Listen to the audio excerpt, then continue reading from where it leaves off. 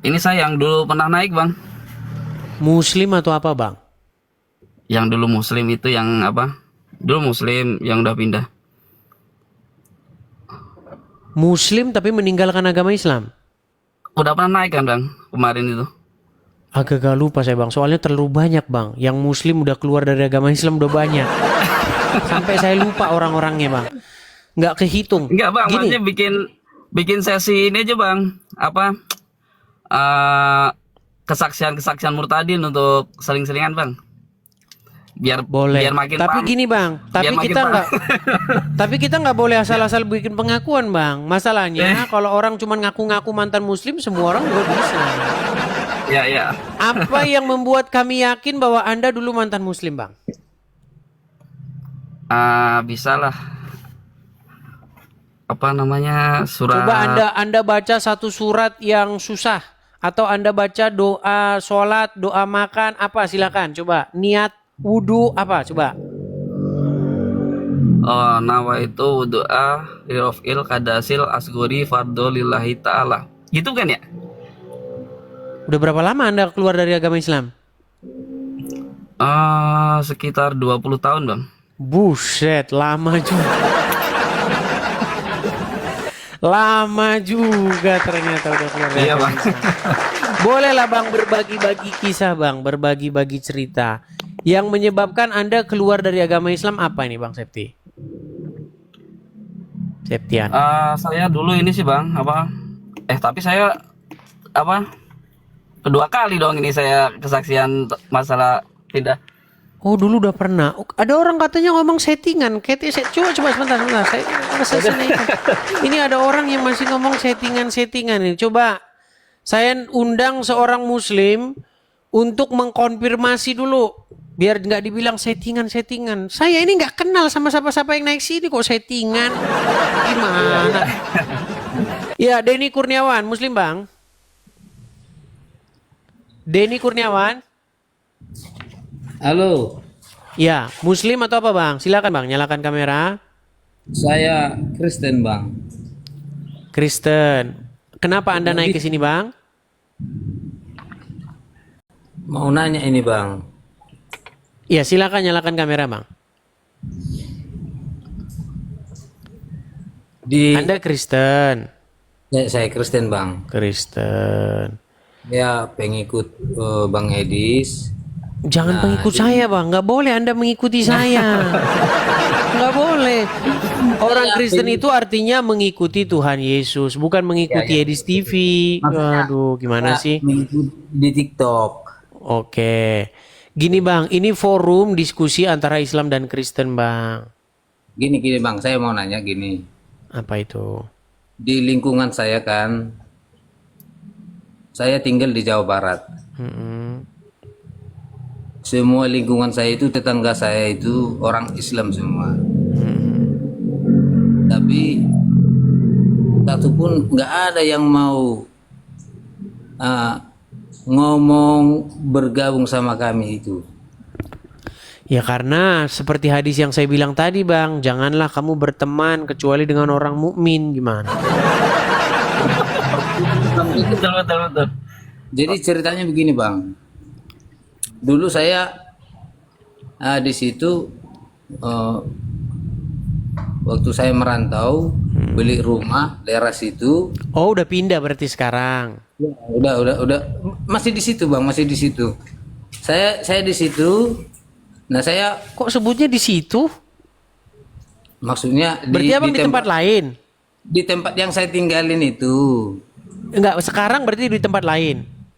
Enggak, masih di situ, masih di tempat yang saya bilang itu. Ya harusnya di sini bang, jangan di situ ngomongnya, bikin bingung jadinya. Maksudnya di sini gitu bang, jangan di situ. Ya. Oke, di sini Masih gitu. di- Oke. Masih di sini. Hmm. Terus ya saya nggak tahu kenapa mereka tidak mau ngobrol sama saya. Nah, kemungkinan itulah ada rezeki dari Tuhan Yesus dikasih sama saya. Saya dikasih rumah, saya dikasih mobil lah ibaratnya kan. Hmm. Nah, mobil saya datang di depan rumah saya dibikin base dudukan itu, tempat dudukan itu udah gang gang di rumah itu sempit. Kenapa pas di depan rumah saya kok tambah dipersempit gitu? Ya itu hadisnya. Jikalau kamu bertemu dengan orang Wahyudi dan orang Nasrani, persempitlah jalan mereka. Mereka sedang melaksanakan ajaran agama Islam yang sejati. Lagi mengamalkan ajarannya ya bang. Ya, Oh begitu ya bang? ada bang hadisnya. Mau saya tunjukin hadisnya? Nggak usah bang. Maksud saya begini. Saya kan Kristen. Hmm. Jadi untuk menghadapi orang-orang yang begini bagaimana bang? Ya, tetap saja bang, kita sebagai orang Kristen, itulah bang. Kalau enak jadi pengikut Yesus bang, ya ini masalahnya menjadi pengikut Yesus itu nggak enak bang. Ya, tetapi ada harapan, ada kekuatan baru bagi orang-orang yang mengandalkan Tuhan, begitu. Makanya mereka akan berlari, tetapi tidak capek, begitu. Ya, mereka akan terus memiliki semangat baru. Jadi begini bang. Maksudnya kita walaupun diberlakukan demikian, kita kalahkan kejahatan itu dengan kebaikan. Seperti itu. Walaupun mereka sinis, kita tetap balas dengan senyum. Seperti itu bang.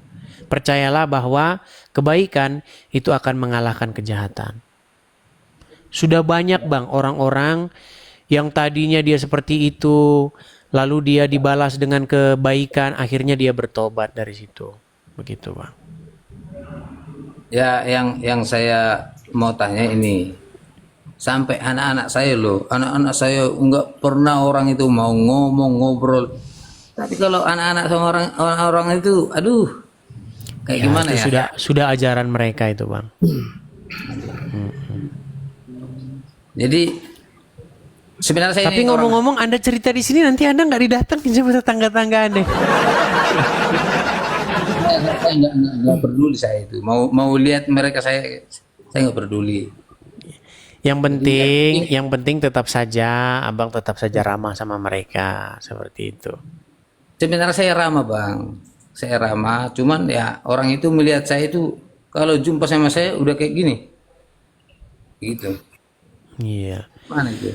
Karena memang di ajaran agama Islam ada hadisnya.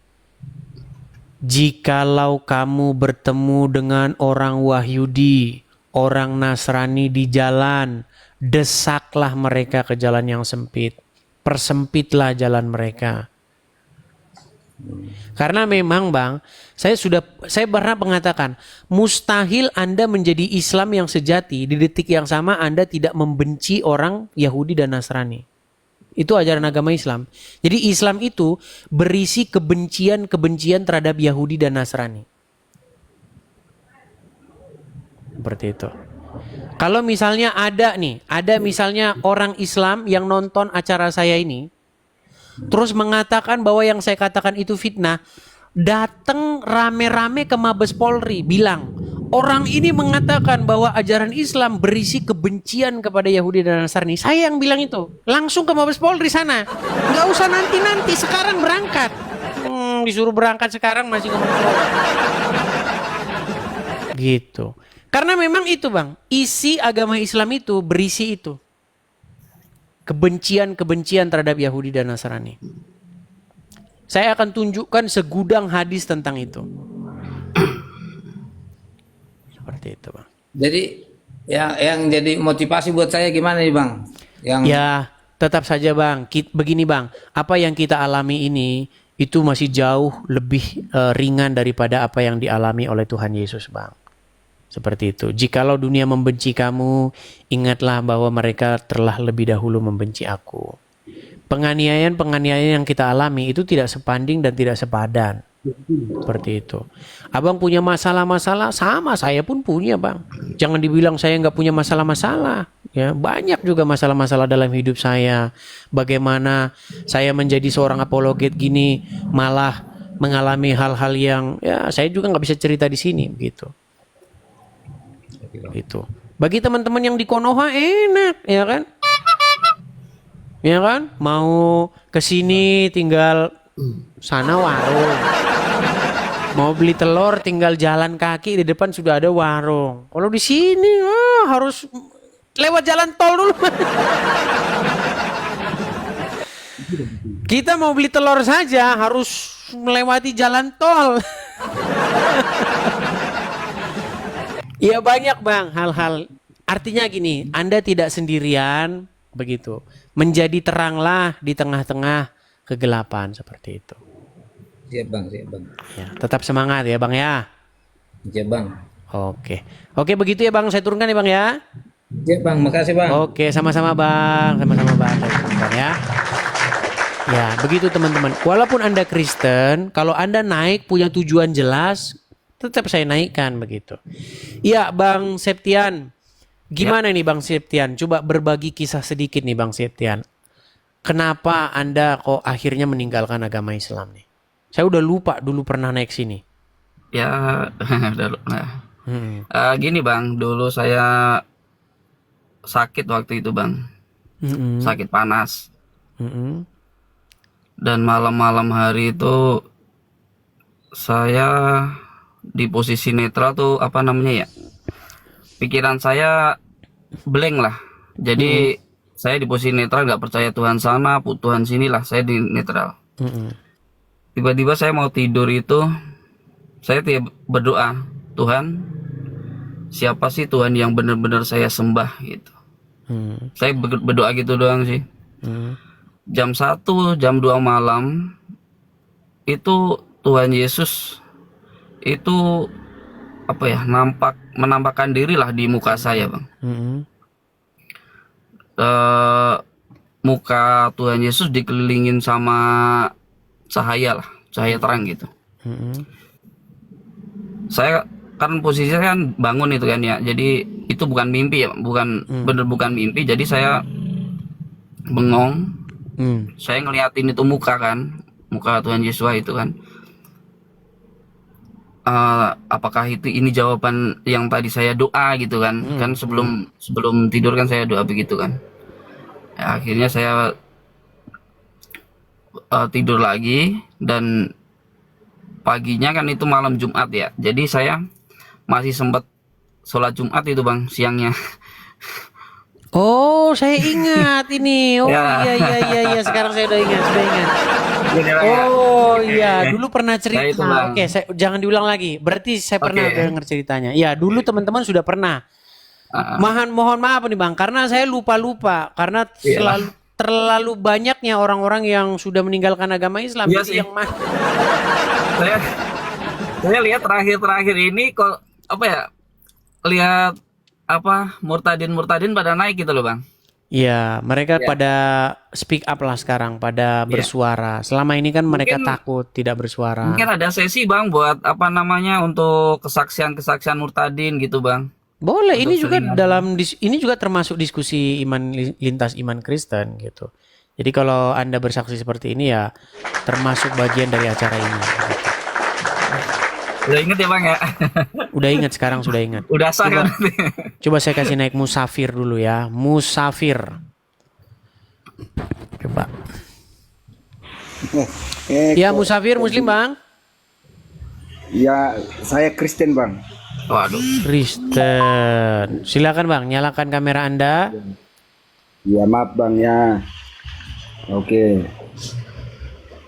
Tapi gini bang, ada mau aku tanya bang. Apa itu?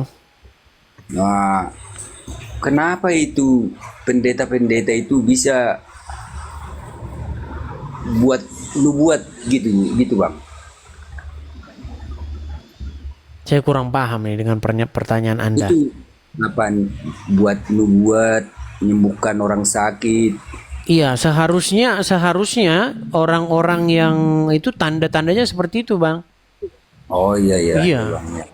Mereka bernubuat, mereka akan menumpangkan tangannya di atas orang-orang sakit dan mereka akan sembuh. Sebenarnya itu malah tanda sign daripada Tuhan, begitu, Bang. Oh iya bang ya. Sebenarnya gereja yang sejati itu adalah gereja-gereja yang melakukan mujizat. Iya, gini bang, saya kan Protestan. Iya. Ya, Cuman saya kenapa kan saya tidak termasuk orang-orang yang Bang, tidak termasuk orang-orang yang bernubuat atau menyembuhkan orang sakit. Karunia saya tidak seperti itu. Karunia saya menyembuhkan orang-orang supaya sembuh dari menuhankan Muhammad. Itu. kita kan ya percaya aja Tuhan itu ajaib ya. Iya, seperti itu, Bang. Iya. Hanya Soalnya itu, Bang. enggak, soalnya di Protestan aku nggak pernah lihat kan gitu. Ya, sebenarnya begini, tidak harus bernubuat dan juga tidak harus menyembuhkan orang sakit. Iya iya bang. Kalau ada orang yang mengada-ngada, misalnya dia bernubuat tetapi nubuatnya tidak terjadi, nah itu seperti itu yang dia berkata atas nama Tuhan tetapi mengucapkan dusta begitu. Ya bang. Ya udah. Makasih bang. Oke, saya turunkan ya Bang ya. Oke. Iya bang. Ya. Ya ini forum diskusi dengan Muslim sebenarnya, tapi jadi ngelantur kemana-mana ini Bang.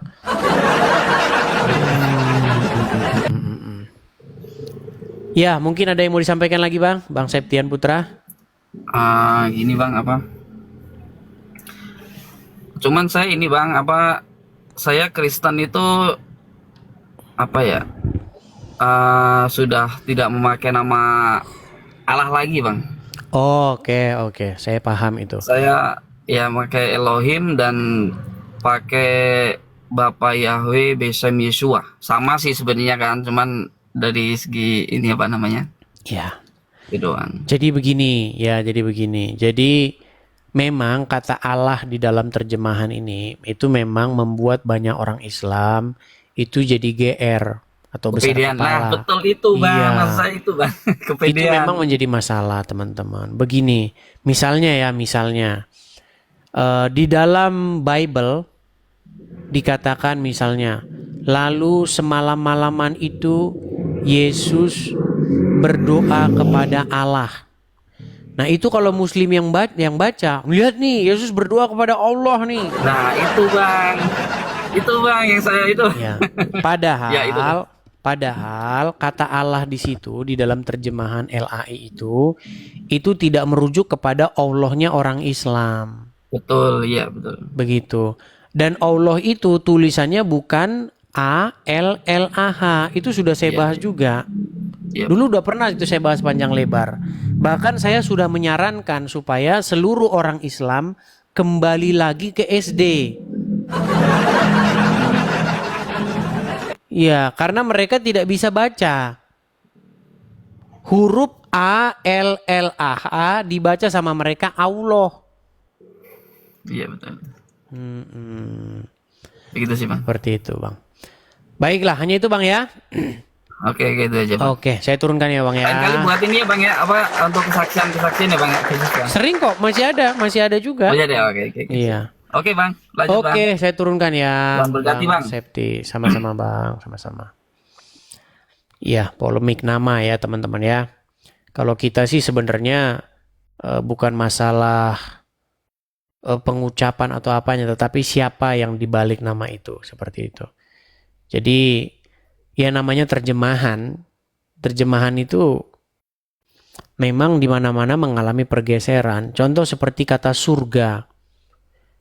Kalau kita mau bicara tentang pengertian yang sebenarnya, surga itu kan hanya ada di dalam terminologi agama Hindu.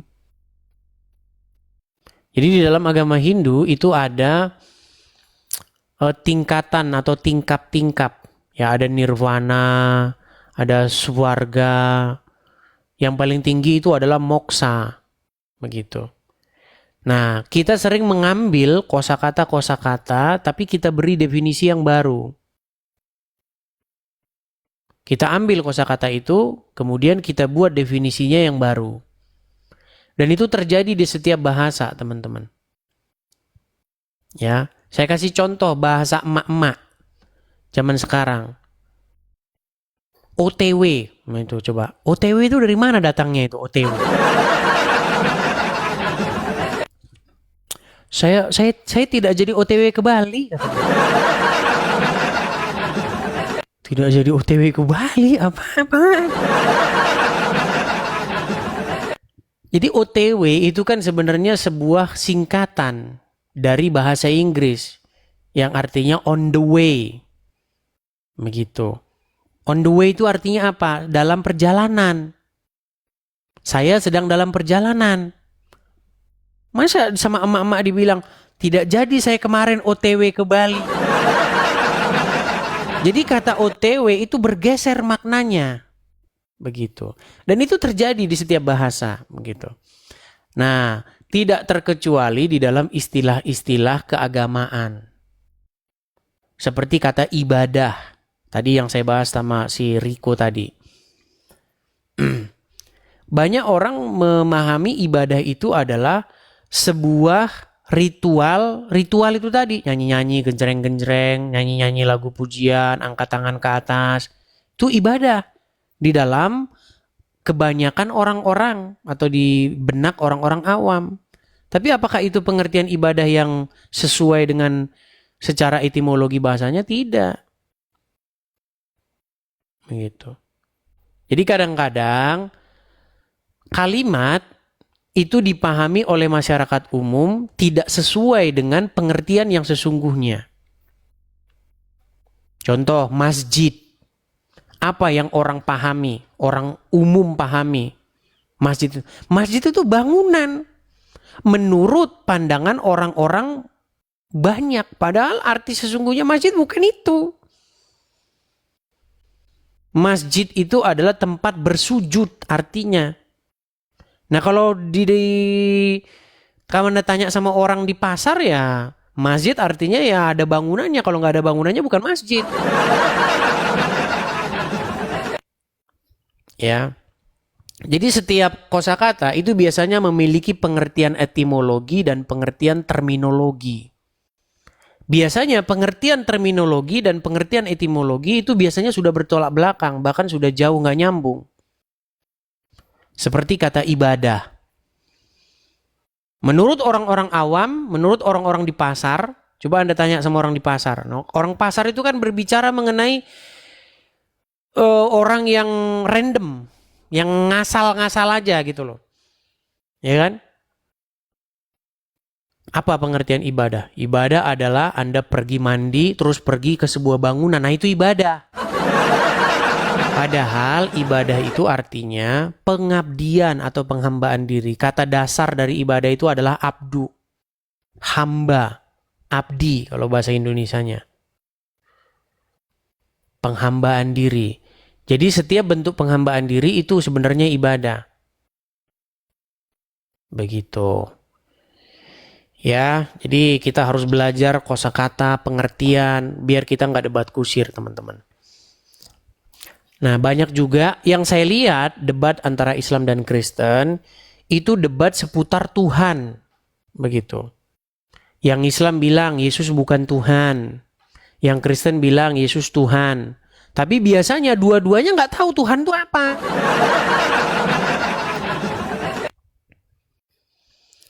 Begitu. Ya, ayo.